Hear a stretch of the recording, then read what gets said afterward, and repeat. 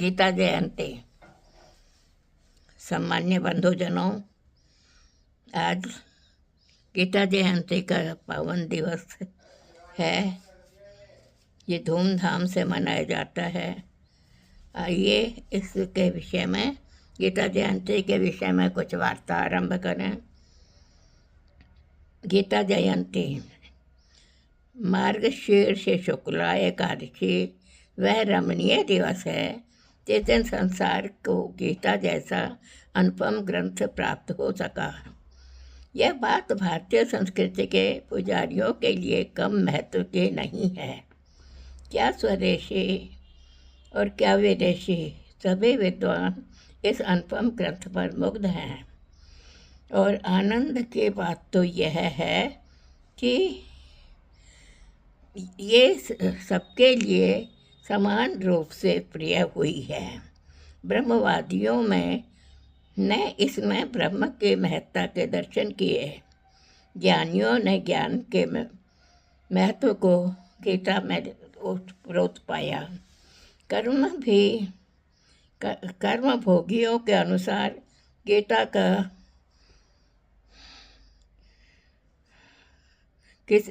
के समाप्त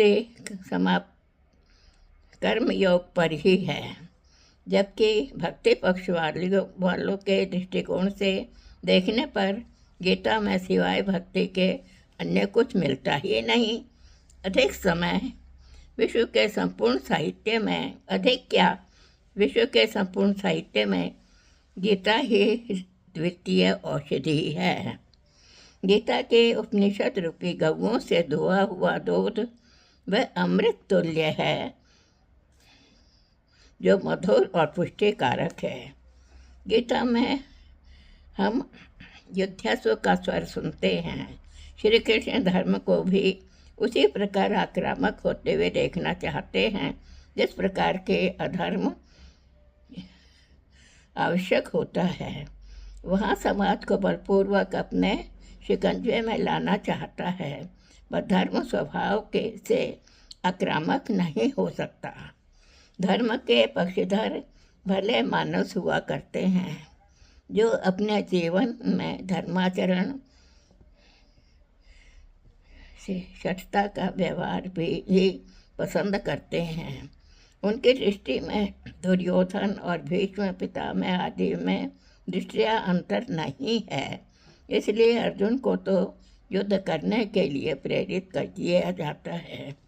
यदि अर्जुन युद्ध को छोड़कर चला जाता तो कौरव पक्ष की विजय होती। तब तो लोग यही कहते ना, भाई सत्य की विजय नहीं होती। ऐसी धारणा के वशीभूत हो समाज पशुओं को से भी बदतर बन जाता। इसीलिए महाभारत का युद्ध होता है। भगवान कृष्ण न्याय के धर्म के पक्षधर बन जाते हैं।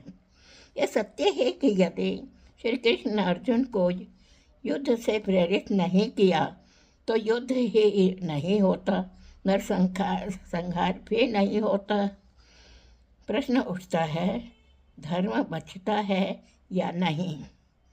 वे तो भरसक प्रयत्न करते हैं कि युद्ध टल जाए और सम्मानपूर्वक समझौता हो जाए, लेकिन दुर्मति दुर्योधन किसी प्रकार समझौते के लिए राजा नहीं हुआ। इससे स्पष्ट है कि युद्ध कराने का श्रेय कृष्ण पर नहीं थोपा जा सकता। भले ही गांधारी ने युद्ध के उपरांत कृष्ण को दोषी ठहराया और उन्हें शाप दिया, पर वह गांधारी थी जिन्होंने द्यूत क्रीड़ा पूर्व धृतराष्ट्र के सामने दुर्योधन को भला बुरा कहा था और दुर्योधन को भला बुरा कहता था और दुर्योधन को त्याग देने की गवाह भी की। दुर्योधन को त्याग देने के गवाह भी थी। जब धृतराष्ट्र दोबारा पांडवों के साथ द्यूत क्रीड़ा के लिए दुर्योधन को स्वीकृति दे देते हैं तो गांधारी उन्हें चेतावनी देते हुए कहती है, आर्यपुत्र, दुर्योधन का जन्म लेने पर परम बुद्धिमान विदुर जी ने कहा था वह बालक अपने कुल का नाश करने वाला होगा, अतः इसे त्याग देना चाहिए। कौरव, आप लोग भी इस बात को अच्छी तरह समझ लें। भारत कुलदीपक, आप अपने ही दोष से इस कुल को विपत्ति के महासागर में क्यों नहीं डाल रहे हैं।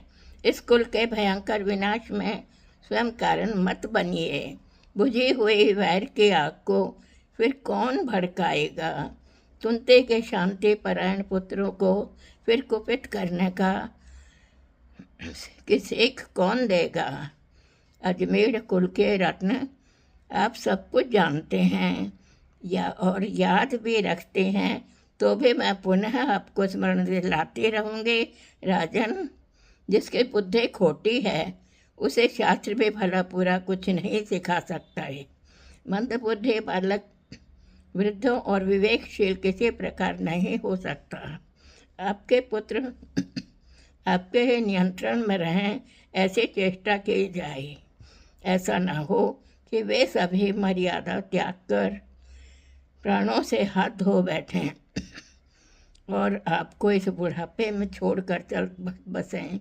इसलिए आप मेरी बात मानकर इस कुलंगार दुर्योधन को त्याग दें। महाराज, आपको जो करना चाहिए था अपने पुत्र स्नेहवश आपने नहीं किया, यह समझ लीजिए उसी का यह फल हुआ है जो समूचे कुल के विनाश का कारण होने जा रहा है। शांति, धर्म, उत्तम नीति से युक्त जो आपकी बुद्धि थी वह बनी रहे। आप प्रमाद मत कीजिए। क्रूरतापूर्ण कर्मों से प्राप्त की हुई लक्ष्मी विनाशशील होती है और कोमलतापूर्ण वर्ताव से बढ़ी हुई धन संपत्ति पुत्र पौत्रों तक चलती रहती है। गांधारी के ऐसा करने पर धृतराष्ट्र ने जो उत्तर दिया वह बड़ा ही महत्वपूर्ण है। वे कहते हैं, अंतः काम कुलास्तु न शक्नोमि निवारयितुं। मेरे बस में नहीं है कि मैं इस युद्ध को रोक सकूं। धन्यवाद मित्रजनों।